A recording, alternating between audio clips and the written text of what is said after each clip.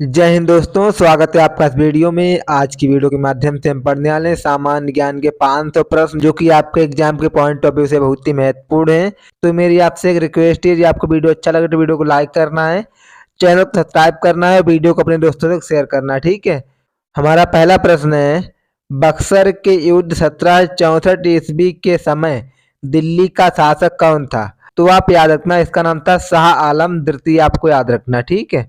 अगला क्वेश्चन है, टीपू सुल्तान की मृत्यु कब हुई थी? ये हुई थी 1799 ईस्वी में। आपको याद रखना। ठीक है। अगला क्वेश्चन है, डिडीगुल क्या है? तो आप याद रखना, डिडीगुल है तमिलनाडु के एक शहर का नाम। आपको याद रखना। ठीक है। अगला क्वेश्चन है, किसके समय में कलकत्ता उच्च न्यायालय की स्थापना की गई? तो ये की गई थी वारेन हेस्टिंग्स के समय में। आपको याद रखना है। अगला क्वेश्चन है, ब्रिटिश भारतीय राज क्षेत्र के विस्तार का अंत किसके समय में हुआ? तो ये हुआ था डफरिन के समय में। आपको याद रखना है। अगला क्वेश्चन है, ठगों का दमन किसने किया? तो ठगों का दमन किया था कर्नल स्लीमैन ने। आपको याद रखना। ठीक है। अगला क्वेश्चन है, किसने ग्रामीण जाटों को एक सैनिक शक्ति के रूप में संगठित किया? ये किया था चूड़ामन चूड़ामणि ने। आपको याद रखना। ठीक है। अगला क्वेश्चन है, किस जाट राजा को जाटों का अफलातून एवं आदरणीय व विद्वान व्यक्ति कहा जाता है? तो सूरजमल को कहा जाता है। आपको याद रखना। ठीक है। अगला क्वेश्चन है, लौहगढ़ नामक किला किसने बनवाया था? तो लौहगढ़ नामक किला बंदा बहादुर ने बनवाया था। आपको याद रखना है। अगला क्वेश्चन है, किस मुगल बादशाह के आदेश पर बंदा बहादुर की हत्या की गई? तो आप याद रखना, फारूक सियर के आदेश पर बंदा बहादुर की हत्या की गई। आपको याद रखना है। अगला क्वेश्चन है, 1 डिग्री देशांतर की सबसे अधिक दूरी कहाँ होती है? तो ये होती है विषुवत रेखा पर। आपको याद रखना है। अगला क्वेश्चन है, कुल अक्षांशों की संख्या कितनी है? तो आप याद रखना, कुल अक्षांशों की संख्या है 180। आपको याद रखना है। अगला क्वेश्चन है, कुल देशांतरों की संख्या कितनी है? तो यह है 360। आपको याद रखना। ठीक है। अगला क्वेश्चन है, विषुवत रेखा के समांतर कल्पित रेखाओं को क्या कहते हैं? तो इनको हम कहते हैं अक्षांश रेखाएं। आपको याद रखना है।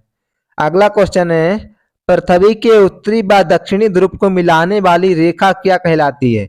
तो इसको हम कहते हैं देशांतर रेखा। आपको याद रखना है। अगला क्वेश्चन है, प्रधान मध्याह्न रेखा किस स्थान से होकर गुजरती है? ये गुजरती ग्रीनविच से। आपको याद रखना। ठीक है। अगला क्वेश्चन है, ग्रीनविच रेखा क्या है? तो ये 0 देशांतर है। आपको याद रखना है। अगला क्वेश्चन है, पृथ्वी 1 घंटे में कितने देशांतर घूम लेती है? तो ये 15 डिग्री घूम लेती है। आपको याद रखना है। अगला क्वेश्चन है, दक्षिणी ध्रुव का अक्षांश क्या है? तो आप याद रखना, दक्षिणी ध्रुव का अक्षांश है 90 डिग्री। आपको याद रखना है। अगला क्वेश्चन है, दो स्थानों के देशांतर में 1 डिग्री का अंतर होने पर उनके समय में कितना अंतर होता है? तो उनके समय में 4 मिनट का अंतर होता है। आपको याद रखना है। अगला क्वेश्चन है, विश्व का कौन सा नगर भूमध्य रेखा के सबसे निकट है? तो वो सिंगापुर है। आपको याद रखना है। अगला क्वेश्चन है, देशांतर रेखाएं किस दिशा में खींची जाती हैं? तो ये खींची जाती हैं उत्तर दिशा से दक्षिण दिशा में। आपको याद रखना है। अगला क्वेश्चन है, भूमध्य रेखा की ओर जाने पर दशांतरों के बीच की दूरी पर क्या प्रभाव पड़ता है? तो इस पर प्रभाव पड़ता है, बीच की दूरी बढ़ती है। आपको याद रखना है। अगला क्वेश्चन है, भूमध्य रेखा से ऊपर 0 डिग्री से 90 डिग्री क्या कहलाता है? तो ये कहलाता है उत्तरी गोलार्ध। आपको याद रखना। ठीक है। अगला क्वेश्चन है, भूमध्य रेखा से नीचे 0 डिग्री से 90 डिग्री क्या कहलाता है? तो ये कहलाता है दक्षिणी गोलार्ध। आपको याद रखना है। अगला क्वेश्चन है, अंतरराष्ट्रीय तिथि रेखा का निर्धारण कब किया गया? तो इसका निर्धारण किया गया 1884 में। आपको याद रखना है। अगला क्वेश्चन है, अंतरराष्ट्रीय तिथि रेखा किसे कहते हैं? तो इसको हम 180 देशांतर को कहते हैं। आपको याद रखना है, 180 डिग्री देशांतर को कहते हैं। अगला क्वेश्चन है, अंतरराष्ट्रीय तिथि रेखा किसके सबसे निकट है? तो ये है 180 डिग्री पूर्वी व पश्चिमी देशांतर के निकट है। आपको याद रखना है। अगला क्वेश्चन है, अंतरराष्ट्रीय तिथि रेखा टेढ़ी मेढ़ी क्यों है? तो समय और तिथि के अंतर को समाप्त करने के लिए आपको याद रखना है। अगला क्वेश्चन है, उत्तरी प्रशांत महासागर में अंतरराष्ट्रीय तिथि रेखा के विचलन का क्या कारण है? तो इसका कारण है एलिसियन द्वीप समूह, आपको याद रखना है। अगला क्वेश्चन है, यदि अंतरराष्ट्रीय तिथि रेखा पर 12 बजे हो तो भारत का मानक समय क्या होगा? तो भारत का मानक समय होगा 5:30, आपको याद रखना है। अगला क्वेश्चन है, पृथ्वी को कितने समय कटिबंधों में बांटा जा सकता है? तो इसको 24 कटिबंधों में बांटा जा सकता है, आपको याद रखना है। अगला क्वेश्चन है, भारत का मानक समय किस देशांतर से लिया गया है? तो आप याद रखना, ये लिया गया 82.5 डिग्री पूर्व से, आपको याद रखना है। अगला क्वेश्चन है, भारत का मानक समय किस स्थान से लिया गया है? तो ये लिया गया नैनी इलाहाबाद के निकट से, आपको याद रखना है। यानी जो नैनी है वो इलाहाबाद में स्थित है, आपको याद रखना है। अगला क्वेश्चन है, भारत के मानक समय और ग्रीनविच के मानक समय में कितना अंतर है? तो ये अंतर है 5 घंटा 30 मिनट, आपको याद रखना है। अगला क्वेश्चन है, पृथ्वी के दो स्थानों की स्थिति के अंधेर का अंतर 15 डिग्री है तो स्थानीय मान में कितना अंतर होगा? तो स्थानीय मान में 1 घंटे का अंतर है, आपको याद रखना है। अगला क्वेश्चन है, ग्रीनविच किस देश में है? तो ये यूनाइटेड किंगडम में स्थित है, आपको याद रखना है। अगला क्वेश्चन है, एक देशांतर को पार करने में दो स्थानों की स्थानीय समय के बीच कितना अंतर होता है? तो ये 4 मिनट का अंतर होता है, आपको याद रखना है। अगला क्वेश्चन है, संपूर्ण विश्व का प्रमाणिक समय क्या है? तो ये 0 डिग्री देशांतर है, आपको याद रखना है। अगला क्वेश्चन है, पूरब से पश्चिम की ओर जाने वाले जहाज तिथि रेखा को पार करने में अपना कैलेंडर कितने दिन आगे कर लेते हैं? तो ये 1 दिन आगे कर लेते हैं, आपको याद रखना है। अगला क्वेश्चन है, 24 घंटे में सूर्य के सामने कितने देशांतर गुजर जाते हैं? तो ये 360 देशांतर गुजर जाते हैं, आपको याद रखना है। अगला क्वेश्चन है, अंतरराष्ट्रीय तिथि रेखा किस सागर से गुजरती है? ये आर्कटिक सागर एवं प्रशांत महासागर से गुजरती है, आपको याद रखना है। अगला क्वेश्चन है, विश्व को कितने समय जोन में विभाजित किया गया है? तो इसको 24 समय जोन में विभाजित किया गया, आपको याद रखना है। अगला क्वेश्चन है, भारत को किस समय जोन में रखा गया है? तो इसको समय जोन फर्स्ट में रखा गया, आपको याद रखना है। अगला क्वेश्चन है, किस स्थान पर प्रमाणिक समय व स्थानीय समय समान है? तो ये नैनी इलाहाबाद के निकट है, आपको याद रखना। यहाँ जो आपका प्रमाणिक समय है और जो स्थानीय समय। अगला क्वेश्चन है, वह पुर्तगाली कौन था जिसने गोवा पर अपना अधिकार कर लिया था? तो उसका नाम था अल्फांसो डी अल्बुकर्क, आपको याद रखना है। अगला क्वेश्चन है, भारत में ईस्ट इंडिया कंपनी का पहला गवर्नर जनरल कौन था? तो इसका नाम था वारेन हेस्टिंग्स, आपको याद रखना है। अगला क्वेश्चन है, किस यूरोपीय देश ने भारत में सबसे पहले अपना व्यापार फैलाया था? ये फैलाया था पुर्तगाल ने, आपको याद रखना है। अगला क्वेश्चन है, वास्को डी गामा भारत कब आया था? तो ये आया था 1498 ईस्वी में, आपको याद रखना, ठीक है। अगला क्वेश्चन है, वास्को डी गामा भारत में किस स्थान पर उतरा था? ये उतरा था कालीकट बंदरगाह पे, आपको याद रखना, ठीक है। अगला क्वेश्चन है, वास्को डी गामा कहाँ का रहने वाला था? ये पुर्तगाल का रहने वाला था, आपको याद रखना है। अगला क्वेश्चन है, किस अंग्रेज ने सम्राट जहांगीर के दरबार में आकर भेंट की थी? तो उसका नाम था सर टॉमस रो, आपको याद रखना है। अगला क्वेश्चन है, पंजाब में सिख राज्य के संस्थापक कौन थे? तो ये थे रणजीत सिंह, आपको याद रखना, ठीक है। अगला क्वेश्चन है, रणजीत सिंह ने किस स्थान पर अधिकार करने के बाद महाराजा की उपाधि धारण की थी? तो लाहौर पर अधिकार करने का, आपको याद रखना है। अगला क्वेश्चन है, रणजीत सिंह व अंग्रेजों के बीच कौन सी संधि हुई थी? ये हुई थी अमृतसर संधि, आपको याद रखना, ठीक है। अगला क्वेश्चन है, अमृतसर की संधि किस नदी के दोनों ओर के राज्यों के क्षेत्रों के बीच सीमा निर्धारित करती है? तो इस नदी का नाम है सतलज नदी, आपको याद रखना, ठीक, सतलज नदी। अगला क्वेश्चन है, भारत के किस गवर्नर जनरल के समय सिंध का विलय अंग्रेजी राज में किया गया? तो ये किया गया लॉर्ड एलनबरो, आपको याद रखना है। अगला क्वेश्चन है, सिंध विजय का श्रेय किसे दिया जाता है? तो ये दिया जाता है चार्ल्स सर चार्ल्स नेपियर को आपको याद रखना है। अगला क्वेश्चन है, भारत में सहायक संधि का जन्मदाता कौन है? तो ये डुप्ले है, आपको याद रखना, ठीक है। अगला क्वेश्चन है, सहायक संधि को सुनिश्चित एवं व्यापक रूप किसने प्रदान किया? तो ये प्रदान किया था लॉर्ड वेलेस्ली ने, आपको याद रखना है। अगला क्वेश्चन है, पंजाब के राज रणजीत सिंह की राजधानी कहाँ थी? ये लाहौर में थी, आपको याद रखना है। अगला क्वेश्चन है, गोद प्रथा प्रतिबंध किस गवर्नर जनरल ने लगाया था? ये लगाया था लॉर्ड डलहौजी ने, आपको याद रखना है। अगला क्वेश्चन है, डेनमार्क की प्रथम व्यापारिक कंपनी का गठन कब हुआ? तो ये 1616 में हुआ था, आपको याद रखना है। अगला क्वेश्चन है, किसके काल में बोर्ड ऑफ रेवेन्यू की स्थापना हुई? ये हेस्टिंग्स काल में हुई थी, आपको याद रखना है। अगला क्वेश्चन है, किस अंग्रेज को प्रशासनिक सेवा का जनक कहा जाता है? तो कॉर्नवालिस को प्रशासनिक सेवा का जनक कहा जाता है, आपको याद रखना है। अगला क्वेश्चन है, कलकत्ता में स्थित फोर्ट विलियम कॉलेज की स्थापना किसने की? तो ये की थी लॉर्ड वेलेस्ली ने, आपको याद रखना है। अगला क्वेश्चन है, टेनेंसी एक्ट या काश्तकारी अधिनियम कब लागू हुआ? ये 1822 में लागू हुआ, आपको याद रखना है। अगला क्वेश्चन है, बैरकपुर में सैन्य विद्रोह कब हुआ था? तो ये 1824 में हुआ था, आपको याद रखना है। अगला क्वेश्चन है, किस गवर्नर जनरल का कार्यकाल शिक्षा सुधारने के लिए? इसका नाम है विलियम बेंटिक, आपको याद रखना है। अगला क्वेश्चन है, कलकत्ता मेडिकल कॉलेज की स्थापना कब और किसने की? तो ये 1835 में हुई थी, इसकी स्थापना की थी विलियम बेंटिक ने, आपको याद रखना है। अगला क्वेश्चन है, बालिका हत्या पर प्रतिबंध कब लगाया गया? तो ये 1830 में लगाया गया, आपको याद रखना है।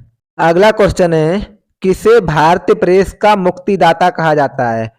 तो आप याद रखना, लॉर्ड चार्ल्स मेटकॉफ को कहा जाता है, आपको याद रखना है। अगला क्वेश्चन है, इनाम कमीशन की स्थापना किसने की? तो ये की थी लॉर्ड डलहौजी ने, आपको याद रखना है। अगला क्वेश्चन है, किस कर व्यवस्था के अंतर्गत किसानों से उपज का 50% वसूला जाता था? तो इसका नाम था रैयतवाड़ी व्यवस्था, आपको याद रखना है। अगला क्वेश्चन है, भारत में टेलीग्राफ लाइन किसके द्वारा शुरू की गई? ये कलकत्ता व आगरा के द्वारा शुरू की गई, आपको याद रखना है। अगला क्वेश्चन है, भारत में पहली सूती वस्त्र मिल कहाँ स्थापित की गई? ये मुंबई में की गई थी, आपको याद रखना है। अगला क्वेश्चन है, भारत में अंग्रेजों की लूट किस महत्वपूर्ण घटना के बाद शुरू हुई? ये प्लासी के युद्ध के बाद शुरू हुई, आपको याद रखना है। अगला क्वेश्चन है, भारत में प्रथम रेलवे लाइन किसने बिछाई? ये बिछाई थी जॉर्ज क्लार्क ने, आपको याद रखना है। अगला क्वेश्चन है, भारत में ब्रिटिश भू राजस्व प्रणाली का अधिक लाभ किसे प्राप्त हुआ? यह प्राप्त हुआ जमींदार को, आपको याद रखना है। अगला क्वेश्चन है, किसके द्वारा बंगाल व बिहार में स्थायी बंदोबस्त का शुभारंभ किया गया? तो इसका सही उत्तर हो जाएगा लॉर्ड कॉर्नवालिस द्वारा स्थायी बंदोबस्त का शुभारंभ किया गया, आपको याद रखना है। अगला क्वेश्चन है, रैयतवाड़ी व्यवस्था कब लागू की गई? ये लागू की गई 1820 ईस्वी में, आपको याद रखना है। अगला क्वेश्चन है, पहली बार औपचारिक रूप से महलवाड़ी प्रथा कब लागू की गई? तो ये 1822 में लागू की गई, आपको याद रखना है। अगला क्वेश्चन है, अंग्रेजी शासन में कौन सा क्षेत्र अफीम उत्पादन के लिए प्रसिद्ध था? तो बिहार था, आपको याद रखना है।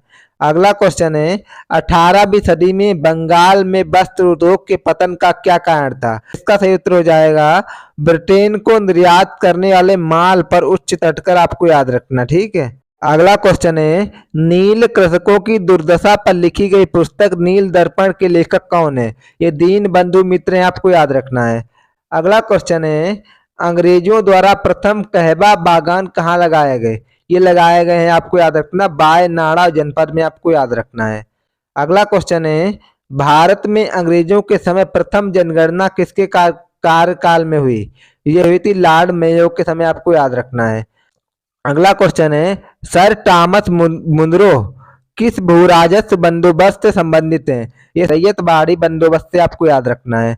अगला क्वेश्चन है, स्थायी बंदोबस्त के तहत जमींदार को पूरे राजस्व का कितना प्रतिशत राज्य को देना तय होगा? तो ये हुआ था, आपको याद रखना, 89%, आपको याद रखना है। अगला क्वेश्चन है, अंग्रेजों द्वारा पहली बार स्थायी बंदोबस्त कहाँ लागू किया गया? तो ये लागू किया मद्रास प्रेसिडेंटी व मुंबई प्रेसिडेंट में, आपको याद रखना है। अगला क्वेश्चन है, भारत में इस्पात का उत्पादन सर्वप्रथम कब शुरू हुआ? ये शुरू हुआ था 1913 में, आपको याद रखना है। अगला क्वेश्चन है, रेल विभाग के लिए पृथक रूप से रेल बजट कब आरंभ किया गया? ये 1924 में आरंभ किया गया, आपको याद रखना है। अगला क्वेश्चन है, भारत में विकेंद्रीकरण का शुभारंभ किसके समय हुआ? ये लॉर्ड मेयो के समय हुआ, आपको याद रखना है। अगला क्वेश्चन है, भारत और इंग्लैंड के आर्थिक हित प्रत्येक क्षेत्र में टकराते हैं, यह कथन किसका है? यह कथन है जवाहरलाल नेहरू का, आपको याद रखना है। अगला क्वेश्चन है, poverty and un British rule in India के लेखक कौन है? तो इसके लेखक है दादा भाई नौरोजी, आपको याद रखना, ठीक है। अगला क्वेश्चन है, भारत में आधुनिक उद्योगों की स्थापना कब प्रारंभ हुई? ये 1850 में प्रारंभ हुई, आपको याद रखना, ठीक है। अगला क्वेश्चन है, भारत में रेलवे की स्थापना आधुनिक उद्योग की अग्रदूत जननी की संज्ञा किसने दी? ये दी थी कार्ल मार्क्स ने, आपको याद रखना, ठीक है। अगला क्वेश्चन है, भारत में पहली बार पटसन मिल कहाँ पर स्थापित किया गया? ये स्थापित किया गया, आपको याद रखना, रिसरा बंगाल में, आपको याद रखना है। अगला क्वेश्चन है, सर्वप्रथम लोहा इस्पात उद्योग की स्थापना कहाँ हुई? ये बिहार में हुई थी, आपको याद रखना है। अगला क्वेश्चन है, कांग्रेस के कराची अधिवेशन 1931 के अध्यक्ष कौन थे? तो इसका सही उत्तर हो जाएगा सरदार वल्लभ भाई पटेल, आपको याद रखना, ठीक है। अगला क्वेश्चन है, भारत में अंग्रेजों को भूमि खरीदने व बसने की अनुमति कब मिली? ये 1833 में मिली, आपको याद रखना, ठीक है। अगला क्वेश्चन है, the economic history of India नामक पुस्तक किसने लिखी? ये लिखी थी रमेश चंद्र दत्त ने, आपको याद रखना है। अगला क्वेश्चन है, 1938 ईस्वी में भारतीय राष्ट्र कांग्रेस के अनुरोध पर राष्ट्रीय योजना समिति बनाई गई, उसके अध्यक्ष कौन थे? तो उसके अध्यक्ष का नाम था जवाहरलाल नेहरू, आपको याद रखना है। अगला क्वेश्चन है, किसके काल में सिंचाई आयोग का गठन हुआ? तो ये लॉर्ड कर्जन के काल में सिंचाई आयोग का गठन हुआ, आपको याद रखना है। अगला क्वेश्चन है, कृषि विभाग की स्थापना कब की गई? तो कृषि विभाग की स्थापना 1872 में की गई, आपको याद रखना है। अगला क्वेश्चन है, किस स्थान पर 1866 में भीषण अकाल पड़ा था? ये उड़ीसा में पड़ा था, आपको याद रखना, ठीक है। अगला क्वेश्चन है, कलकत्ता में मुस्लिम शिक्षा के विकास के लिए मदरसा कब स्थापित किया गया? ये 1772 में स्थापित किया गया, आपको याद रखना, ठीक है। अगला प्रश्न है, पहले समाचार पत्र बंगाल गजट का प्रकाशन कब हुआ? ये 1780 में हुआ, आपको याद रखना है। अगला क्वेश्चन है, गीता का अंग्रेजी में अनुवाद किसने किया था? तो विलियम विल्किंस ने किया था गीता का अंग्रेजी में अनुवाद, आपको याद रखना है। अगला क्वेश्चन है, बिजली संचालित तार सेवा पहली बार कहाँ आरंभ हुई? ये आरंभ हुई थी कलकत्ता एवं आगरा के मध्य, आपको याद रखना है। अगला क्वेश्चन है, बनारस संस्कृत विश्वविद्यालय के संस्थापक कौन थे? तो ये थे जेनाथन डंक ने, आपको याद रखना, ठीक है।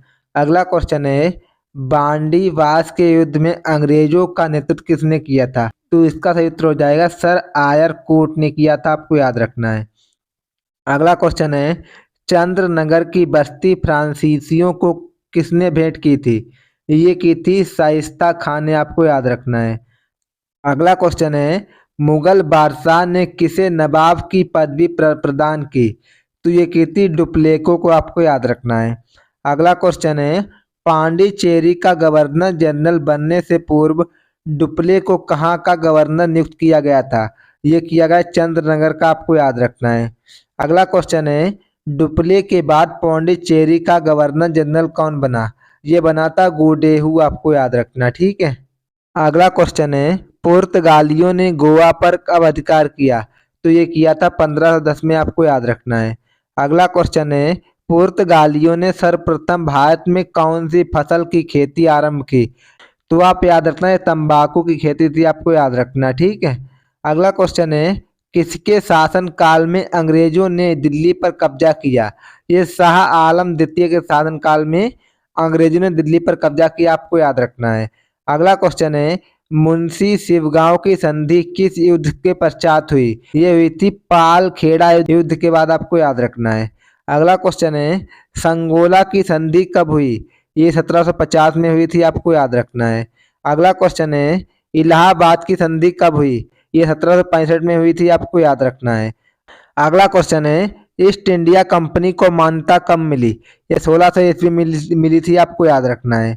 अगला क्वेश्चन है पांडिचेरी की स्थापना कब हुई? पांडिचेरी की स्थापना 1674 ईस्वी में हुई, आपको याद रखना है। अगला क्वेश्चन है पांडिचेरी की स्थापना किसने की? ये की थी, तो इसका सही उत्तर हो जाएगा फ्रांसिस मार्टिन ने की थी पांडिचेरी की स्थापना, आपको याद रखना है। अगला क्वेश्चन है अंग्रेजों ने पांडिचेरी को फ्रांसीसियों से कब छीना? ये छीना था 1761 में, आपको याद रखना है। अगला क्वेश्चन है रॉबर्ट क्लाइव का उत्तराधिकारी कौन था? तो इसका नाम था वॉरेन हेस्टिंग्स, आपको याद रखना है। अगला क्वेश्चन है भारत का प्रथम गवर्नर जनरल कौन था? ये था लॉर्ड विलियम बेंटिक, आपको याद रखना है। अगला क्वेश्चन है राज्य हड़प की नीति या राज्य क्षय किसके द्वारा लागू की गई? ये लॉर्ड डलहौजी के द्वारा लागू की गई, आपको याद रखना है। अगला क्वेश्चन है राज्य हड़प नीति के अंतर्गत कौन से भारतीय राज्य कब्जे में किए गए? तो पहला झांसी, दूसरा नागपुर, तीसरा सतारा, चौथा जयपुर, पांचवा अवध और छठवां आपका संबलपुर, आपको याद रखना है।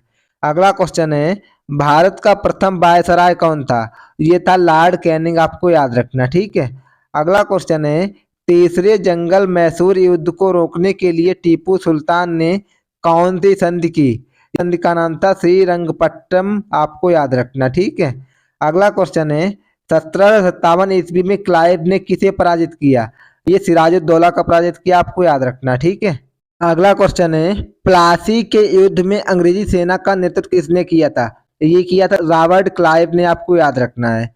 अगला क्वेश्चन है बक्सर का युद्ध कब हुआ? तो बक्सर का युद्ध 1764 में हुआ था, आपको याद रखना, ठीक है। अगला क्वेश्चन है बक्सर के युद्ध में अंग्रेजी सेना का नेतृत्व किसने किया था? तो इसका सही उत्तर हो जाएगा हेक्टर मुनरो ने बक्सर के युद्ध में अंग्रेजी सेना का नेतृत्व किया था, आपको याद रखना है। अगला क्वेश्चन है सुगौली की संधि किस किस के बीच हुई थी? ये हुई थी ईस्ट इंडिया कंपनी और नेपाल के बीच, आपको याद रखना है। अगला क्वेश्चन है टीपू सुल्तान की मृत्यु कहाँ हुई थी?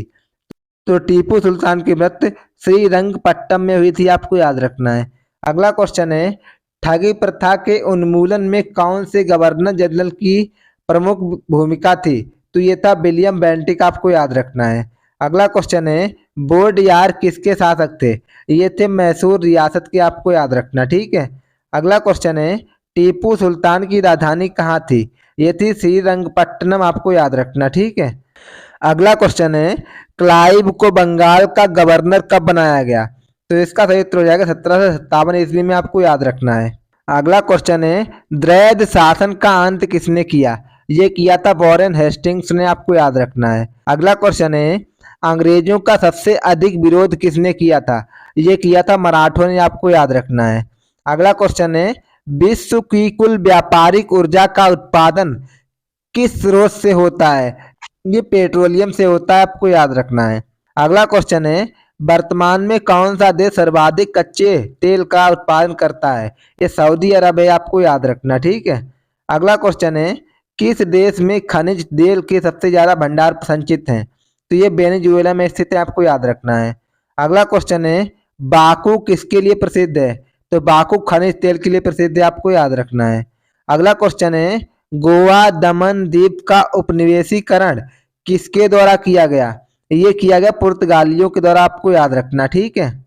अगला क्वेश्चन है अंग्रेजों ने अपनी प्रथम कंपनी लगाने के लिए किससे अनुमति प्राप्त की थी? ये जहांगीर से प्राप्त की थी, आपको याद रखना, ठीक है। अगला क्वेश्चन है अंग्रेजों ने अपनी प्रथम फैक्ट्री कहाँ लगाई? ये लगाई थी सूरत में, आपको याद रखना है। अगला क्वेश्चन है भारत के समुद्री मार्ग की खोज किसने की थी? ये वास्को डी गामा ने की थी, आपको याद रखना है। अगला क्वेश्चन है तृतीय कर्नाटक युद्ध की संधि का क्या नाम था? ये था पेरिस की संधि, आपको याद रखना है। अगला क्वेश्चन है वास्को डी गामा की कालीकट पर उतरने पर उसका स्वागत किसने किया था? तो उसका स्वागत किया था कालीकट के राजा जमोरिन ने, आपको याद रखना है। अगला क्वेश्चन है ब्रिटिश के साथ बेसिन की संधि किस पेशवा ने की थी?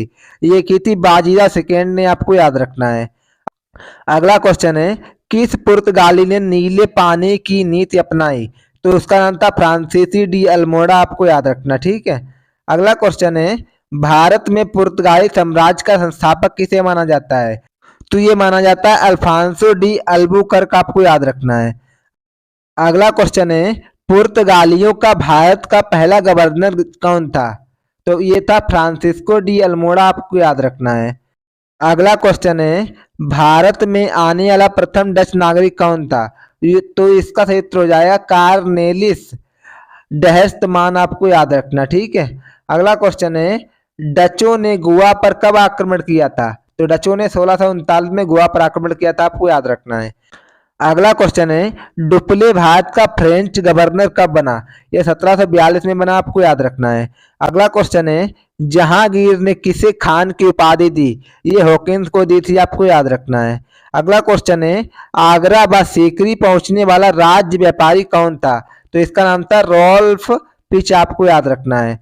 अगला क्वेश्चन है, डचों ने अपनी पहली फैक्ट्री 1605 में कहाँ स्थापित की? तो ये की थी मसूलीपट्टनम में, आपको याद रखना, ठीक है।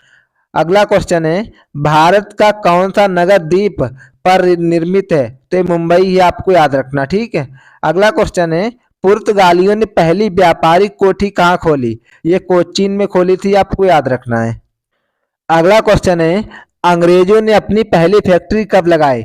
ये 1612 में लगाई थी, आपको याद रखना है। अगला क्वेश्चन है, किस शासक ने ईस्ट इंडिया कंपनी को दीवानी प्रदान की? तो उसका नाम था शाह आलम सेकेंड, आपको याद रखना है। अगला क्वेश्चन है, भारत में पहली बार मुद्रण मशीन की स्थापना किसने की? ये की थी पुर्तगालियों ने, आपको याद रखना, ठीक है। अगला क्वेश्चन है, इंटरलोपर्स कौन थे? ये थे अनाधिकृत व्यापारियों के रूप में सामुद्रिक लुटेरे थे, आपको याद रखना, ठीक है। अगला क्वेश्चन है, उस समय भारत का बादशाह कौन था जब ईस्ट इंडिया कंपनी की शुरुआत हुई थी? तो आप याद रखना अकबर था, आपको याद रखना है। अगला क्वेश्चन है, किस वर्ष फ्रांस की सरकार ने भारत में स्थित फ्रांसीसी वस्तुओं का अधिकार भारत सरकार को सौंपा था? ये 1954 में सौंपा था, आपको याद रखना है। अगला क्वेश्चन है, बांडी बास का युद्ध कब हुआ था? तो बांडी बास का युद्ध 1760 में हुआ था, आपको याद रखना है। अगला क्वेश्चन है, प्रशासनिक अव्यवस्था के आधार पर डलहौजी ने कौन सा राज्य ब्रिटिश साम्राज्य में मिलाया था? ये अवध था, आपको याद रखना, ठीक है। अगला क्वेश्चन है, भारत में डाक टिकट किसने आरंभ किए? ये आरंभ किए लॉर्ड डलहौजी ने, आपको याद रखना है। अगला क्वेश्चन है, अवध में स्वायत्त राज्य का संस्थापक कौन था? तो इसका सही उत्तर हो जाएगा सादत खां और बुरहान उन मुल्क था, आपको याद रखना, ठीक है। अगला क्वेश्चन है, अवध के स्वायत्त राज्य के संस्थापक कौन था? ये था, आपको याद रखना, सादत खां, जिसको हम बुरहान उन मुल्क भी कहते हैं, आपको याद रखना है। अगला क्वेश्चन है, सुरक्षा प्रकोष्ठ नीति किससे संबंधित है? ये संबंधित है वारेन हेस्टिंग्स से, आपको याद रखना है। अगला क्वेश्चन है, महाराणा रणजीत सिंह के उत्तराधिकारी कौन थे? ये थे खड़क सिंह, आपको याद रखना है।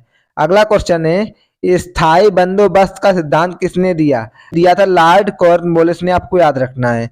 अगला क्वेश्चन है, सहायक संधि प्रणाली के जनक कौन थे? ये थे लॉर्ड वेलेस्ली, आपको याद रखना, ठीक है। अगला क्वेश्चन है, महारानी विक्टोरिया का घोषणा पत्र किसने पढ़कर सुनाया था?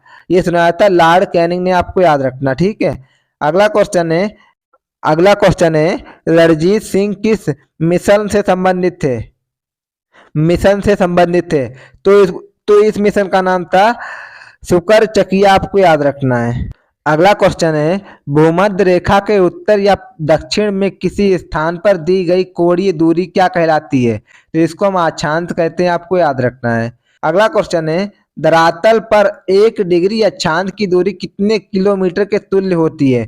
तो 111 किलोमीटर की तुल्य होती है, आपको याद रखना है। अगला क्वेश्चन है, भूमध्य रेखा के अतिरिक्त कौन सी अक्षांश रेखा पृथ्वी के 2 बराबर अक्षांश वृत्त कहाँ से होकर जाती है? ये मालागासी से होकर जाती है, आपको याद रखना है। अगला क्वेश्चन है, वह काल्पनिक रेखा जो पृथ्वी को 2 भागों में बांटती है क्या कहलाती है? उसका नाम है भूमध्य रेखा, आपको याद रखना है। अगला क्वेश्चन है, 66.5 डिग्री दक्षिणी अक्षांश वृत्त कहाँ से होकर जाती है? तो ये मालागासी से होकर जाती है, आपको याद रखना है। अगला क्वेश्चन है, वह काल्पनिक रेखा जो भूमध्य सागर को समकोण पर काटती है क्या कहलाती है? उसको हम देशांतर कहते हैं, आपको याद रखना है। अगला क्वेश्चन है, 2 देशांतर रेखाओं के बीच की दूरी को किस नाम से जाना जाता है? तो इसको हम जानते हैं गोरे नाम से, आपको याद रखना है। अगला क्वेश्चन है, एक देशांतर से दूसरे देशांतर के बीच कितना समय अंतराल होता है? तो ये 4 मिनट का होता है, आपको याद रखना है। अगला क्वेश्चन है, किस अक्षांश रेखा पर दिन व रात समान होते हैं? तो भूमध्य रेखा पर दिन व रात समान होते हैं, आपको याद रखना है। हमारा अगला प्रश्न है, अगला क्वेश्चन है, गैर तेल का प्रथम कुआं कब और कहां खोदा गया? ये खोदा गया 1859 में संयुक्त राज्य अमेरिका में, आपको याद रखना है। अगला क्वेश्चन है, कीरकुट किस खनिज से संबंधित है? ये संबंधित है खनिज तेल से, आपको याद रखना है। अगला क्वेश्चन है, खनिज तेल के भंडार होते हुए भी कौन सा देश तेल का आयात करता है? तो ये आपका है संयुक्त राज्य अमेरिका, आपको याद रखना है। अगला क्वेश्चन है, अंधी घाटी क्षेत्र किस खनिज के लिए विख्यात है? ये विख्यात है यूरेनियम के लिए, आपको याद रखना है। अगला क्वेश्चन है, थोरियम का सबसे अधिक भंडार कहाँ पाया जाता है? ये पाया जाता है भारत में, आपको याद रखना है। अगला क्वेश्चन है, विश्व का प्रथम जल विद्युत केंद्र कब और कहाँ स्थापित किया गया? ये स्थापित किया गया 1883 में फ्रांस में, आपको याद रखना है। अगला क्वेश्चन है, विश्व के किस महाद्वीप में जल विद्युत शक्ति की संभाव्यता सर्वाधिक है? अफ्रीका में, आपको याद रखना है। अगला क्वेश्चन है, पर्यावरण के अनुकूल होते हुए भी किसे श्वेत कोयला के नाम से जाना जाता है? तो इसको हम जानते हैं जल विद्युत को, आपको याद रखना है। अगला क्वेश्चन है, विद्युत उत्पादन के लिए भूतापीय ऊर्जा का प्रयोग सर्वप्रथम किस देश में हुआ? ये इटली में हुआ, आपको याद रखना है। अगला क्वेश्चन है, किस देश में एकमात्र ऊर्जा का स्रोत जल विद्युत ही है? तो इसका सही उत्तर हो जाएगा स्विट्जरलैंड, आपको याद रखना है। अगला क्वेश्चन है, कोयले की सर्वोत्तम किस्म कौन सी है? यह है एंथ्रेसाइट, आपको याद रखना है। अगला क्वेश्चन है, विश्व में किस प्रकार का कोयला सबसे अधिक पाया जाता है? तो बिटुमिनस जो है सबसे अधिक पाया जाता है, आपको याद रखना है। अगला क्वेश्चन है, कौन सा कोयला भूरा कोयला के नाम से जाना जाता है? तो लिग्नाइट को हम भूरे कोयले के नाम से जानते हैं, आपको याद रखना है। अगला क्वेश्चन है, एंथ्रासाइट कोयले में कार्बन की मात्रा कितने % होती है? तो ये होती है 90%, आपको याद रखना है एंथ्रासाइट कार्बन में, आपको याद रखना है। अगला क्वेश्चन है, बिटुमिनस कोयले का उत्पादन विश्व में कोयले के कुल उत्पादन का कितना % है? यह 80%, आपको याद रखना है। अगला क्वेश्चन है, कोयला किस प्रकार की चट्टानों में पाया जाता है? ये पाया जाता है अपसारी चट्टानों में, आपको याद रखना है। अगला क्वेश्चन है, विश्व में कोयला अधिक किस देश में पाया जाता है? ये चीन में पाया जाता है, आपको याद रखना है। अगला क्वेश्चन है, जर्मनी का सबसे अधिक महत्वपूर्ण कोयला क्षेत्र कौन सा है? यह है वेस्टफोलिया क्षेत्र, आपको याद रखना है। अगला क्वेश्चन है, विश्व की सबसे बड़ी कोयले खान कौन सी है? तो इसका नाम है बोकी खान, जिम्बाब्वे, आपको याद रखना, ठीक है। अगला क्वेश्चन है, कोयला उत्पादन की दृष्टि से भारत का विश्व में कौन सा स्थान है? ये तीसरा स्थान है, आपको याद रखना है। अगला क्वेश्चन है, कौन से संसाधन ऊर्जा के नवीकरण योग्य संसाधन है? तो वो आपके हैं जल विद्युत और सौर ऊर्जा, आपको याद रखना है।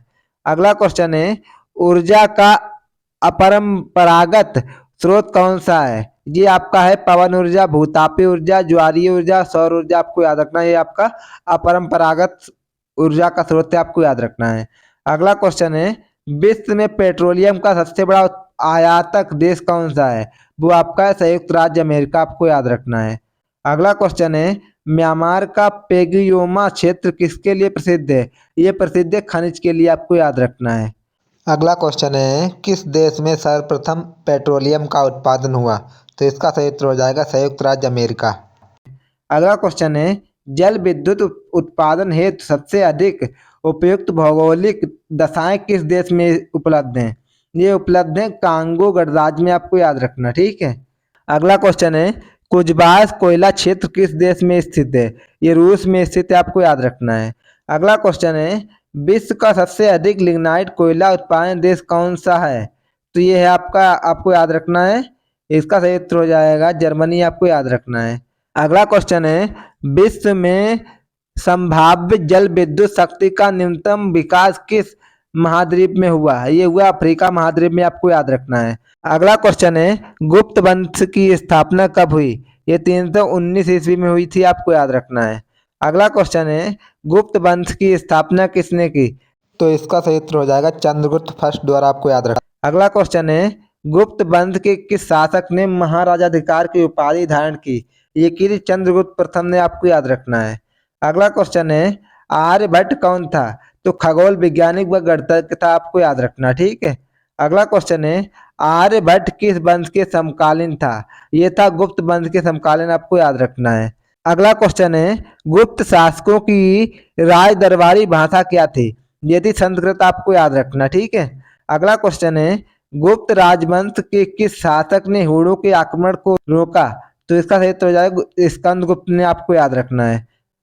अगला क्वेश्चन है गुप्त राजवंश किसके लिए प्रसिद्ध था? ये प्रसिद्ध था कला एवं स्थापत्य के लिए, आपको याद रखना है।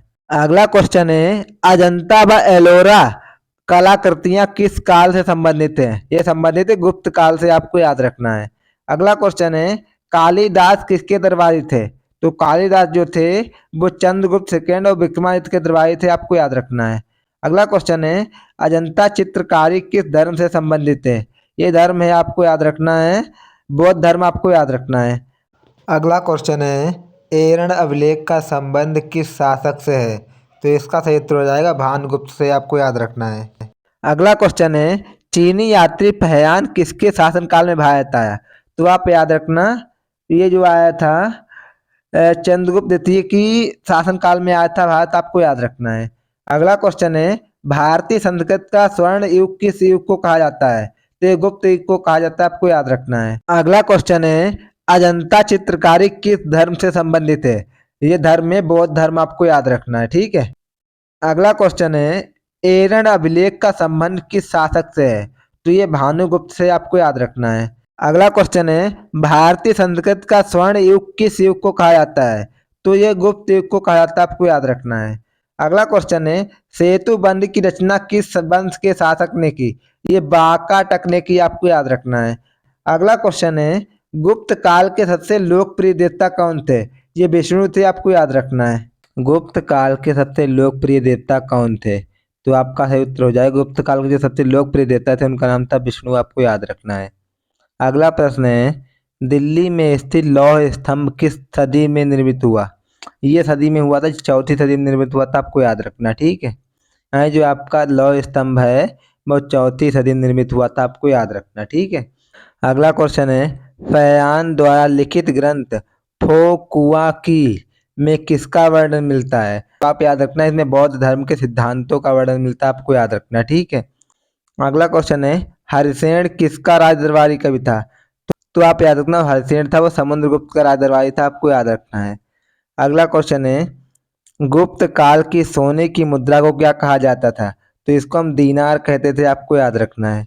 अगला क्वेश्चन है कुमार संभव महाकाव्य को किसने रचा? तो कुमार संभव महाकाव्य को कालिदास ने रचा, आपको याद रखना है। अगला क्वेश्चन है नालंदा विश्वविद्यालय की स्थापना किस युग में हुई? तो ये हुई थी गुप्त युग में, आपको याद रखना, ठीक है।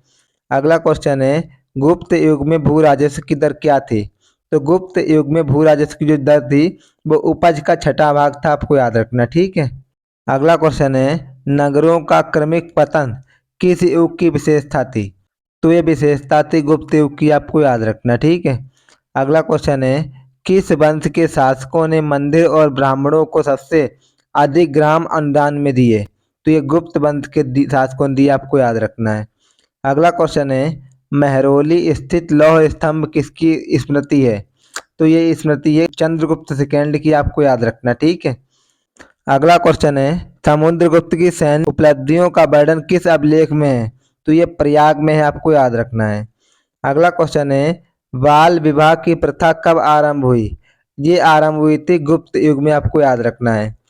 अगला क्वेश्चन है सर्वप्रथम कौन सा ग्रंथ यूरोपीय भाषा में अनुवादित हुआ है? ये हुआ है अभिज्ञान शकुंतलम, आपको याद रखना, जो कि यूरोपीय भाषा में अनुदित और अनुवादित हुआ है, आपको याद रखना है। अगला क्वेश्चन है सती प्रथा का प्रथम उल्लेख कहाँ से मिलता है? तो सती प्रथा का प्रथम उल्लेख एरन अभिलेख से मिलता है, आपको याद रखना, ठीक है। अगला क्वेश्चन है गुप्त कालीन सिक्कों का सबसे बड़ा ढेर कहाँ प्राप्त हुआ?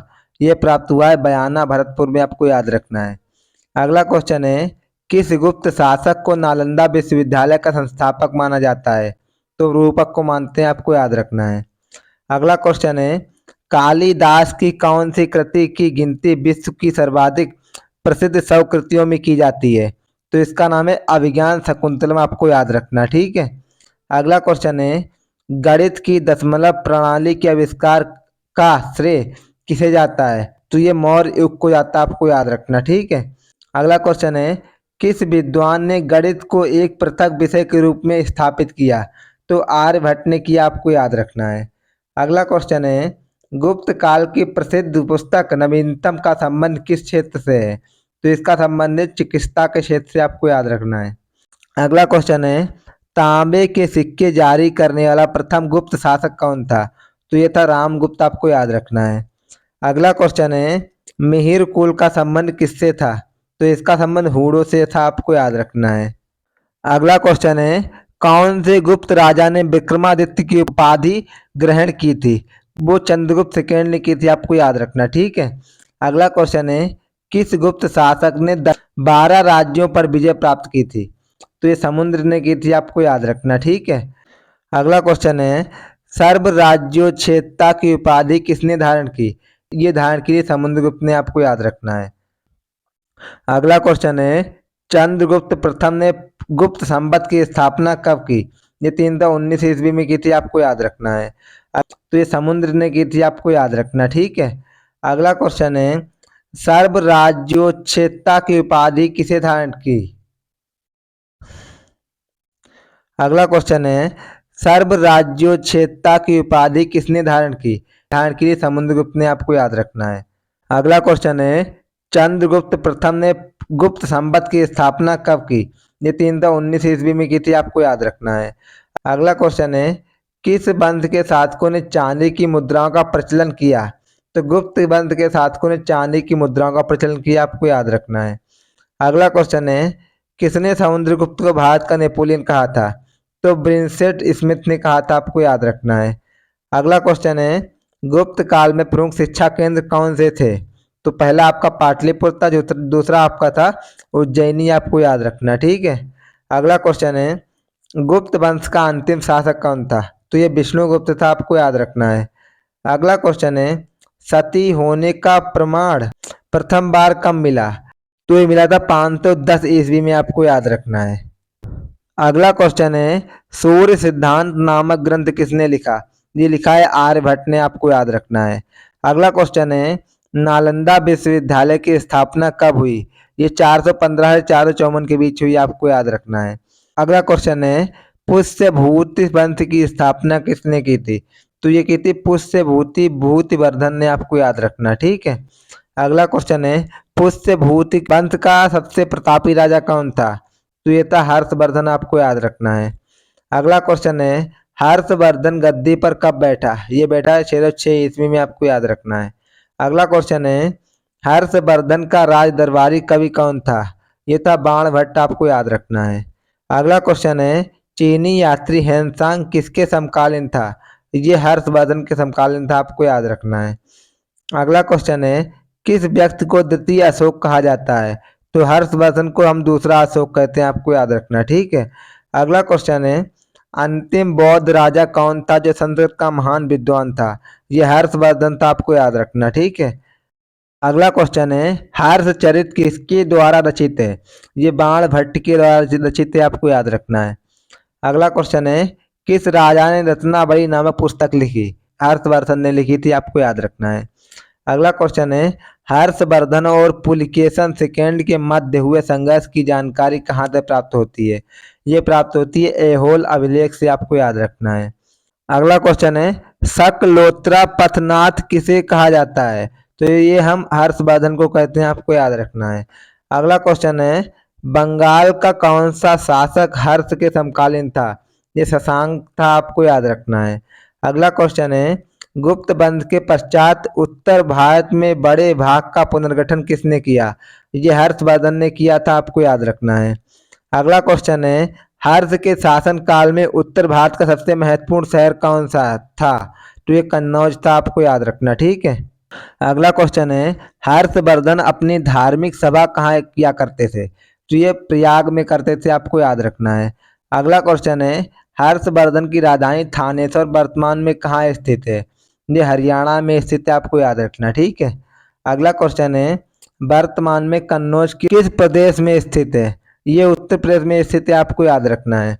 अगला क्वेश्चन है, हेनसांग की भारत यात्रा के समय सूती कपड़ों के उत्पादन के लिए सबसे प्रसिद्ध नगर कौन सा था? तो ये मथुरा था, आपको याद रखना है।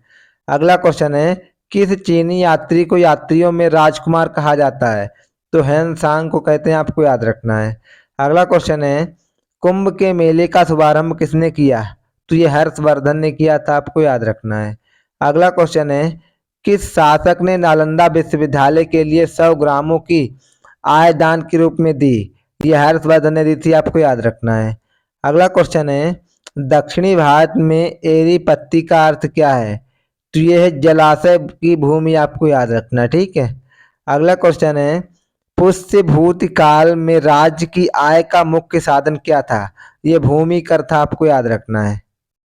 अगला क्वेश्चन है, पुष्य भूत काल में भूमि कर कितना लिया जाता था? ये पैदावार का 1.6 भाग लिया जाता था, आपको याद रखना है। अगला क्वेश्चन है, हर्षवर्धन के समय नालंदा विश्वविद्यालय का कुलपति कौन था? ये शीलभद्र था, आपको याद रखना है। अगला क्वेश्चन है, किस अभिलेख में हर्षवर्धन को परमेश्वर कहा गया है? तो मधुबन व बांसखेड़ा अभिलेख में हर्षवर्धन को परमेश्वर कहा गया, आपको याद रखना है। अगला क्वेश्चन है, कश्मीर का इतिहास किस ग्रंथ में है? तो कश्मीर का इतिहास राज तरंगिणी में, आपको याद रखना है। अगला क्वेश्चन है, राज तरंगिणी नामक ग्रंथ किसने लिखा? ये लिखा है कलहड़ ने, आपको याद रखना है। अगला क्वेश्चन है, कारकोट वंश के बाद किस वंश का उदय हुआ? ये उत्पल वंश का उदय हुआ, आपको याद रखना है। अगला क्वेश्चन है, सर्वप्रथम हर्षवर्धन ने कन्नौज में बौद्ध धर्म का समायोजन कब किया? ये 643 ईस्वी में किया, आपको याद रखना, ठीक है। अगला क्वेश्चन है, हर्षवर्धन की मृत्यु के पश्चात कन्नौज पर किसका शासन हुआ था? तो ये हुआ था यशोवर्मन का, आपको याद रखना है। अगला क्वेश्चन है, हेनसांग की रचना का क्या नाम है? तो ये सीयू की, आपको याद रखना है। अगला क्वेश्चन है, प्रकृति का सुरक्षा बल्ब किसे कहा जाता है? तो इन ज्वालामुखी को कहते हैं, आपको याद रखना है। अगला क्वेश्चन है, किस ज्वालामुखी में उद्गार होते रहते हैं? तो जागृत ज्वालामुखी में उद्गार होते रहते हैं, आपको याद रखना है। अगला क्वेश्चन है, पहले अश्रु की उत्पत्ति कब होती है? तो ये होती है ज्वालामुखी के उद्गार के समय, आपको याद रखना है। अगला क्वेश्चन है, ज्वालामुखी में कौन सी गैसें होती हैं? तो इसमें होती हैं जलवाष्प, हाइड्रोजन, नाइट्रोजन और कार्बन डाइऑक्साइड गैसें पाई जाती हैं, आपको याद रखना है। अगला क्वेश्चन है, कल्डेरा किससे संबंधित है? तो ये ज्वालामुखी से संबंधित है, आपको याद रखना है। अगला क्वेश्चन है, जिस ज्वालामुखी में उद्गार कभी भी नहीं हुआ वह क्या कहलाता है? उसको हम शांत ज्वालामुखी कहते हैं, जिसमें कि पानी भर चुका है, आपको याद रखना, ठीक है। अगला क्वेश्चन है, विश्व का सबसे ऊंचा सक्रिय ज्वालामुखी कौन सा है? तो ये है आपका ओजस डेल सलाडो, अर्जेंटीना चीनी में है, आपको याद रखना है। अगला क्वेश्चन है, विश्व का शांत ज्वालामुखी कौन सा है? तो ये है आपका एकांक गुहा, आपको याद रखना, ठीक है। अगला क्वेश्चन है, फ्यूजीयामा किस देश का ज्वालामुखी है? ये जापान का ज्वालामुखी है, आपको याद रखना है। अगला क्वेश्चन है, किस ज्वालामुखी को भूमध्य सागर का प्रकाश स्तंभ कहा जाता है? तो ये हम स्ट्रोम्बोली को कहते हैं, आपको याद रखना है। अगला क्वेश्चन है, एयरबस ज्वालामुखी कहाँ स्थित है? तो ये स्थित है अंटार्कटिका महाद्वीप में, आपको याद रखना, ठीक है। अगला क्वेश्चन है, माउंट एटना ज्वालामुखी किस द्वीप पर स्थित है? ये सिसिली द्वीप पर स्थित है, आपको याद रखना है। अगला क्वेश्चन है, वेसुवियस ज्वालामुखी किस देश में स्थित है? ये स्थित है इटली में, आपको याद रखना है। अगला क्वेश्चन है, विश्व का सबसे अधिक ज्वालामुखी वाला क्षेत्र कौन सा है? तो ये आपका प्रशांत महासागर अग्नि वलय क्षेत्र है, आपको याद रखना है। अगला क्वेश्चन है, किस ज्वालामुखी की आकृति गोभी के फूल के समान होती है? तो ये आपको याद रखना, ये बल्केनियन तुल्य के, आपको याद रखना, ठीक है। अगला क्वेश्चन है, पृथ्वी की सतह के नीचे द्रवीभूत शैल क्या कहलाता है? तो इसको हम कहते हैं मैग्मा, आपको याद रखना है। अगला क्वेश्चन है, किस ज्वालामुखी में ऐतिहासिक काल से उद्गार नहीं हुए? तो ये मृत ज्वालामुखी, आपको याद रखना है। अगला क्वेश्चन है, विश्व के अधिकांश ज्वालामुखी जो सक्रिय हैं कहाँ पाए जाते हैं? ये पाए जाते हैं नवीन मोड़दार पर्वत क्षेत्रों में, आपको याद रखना है।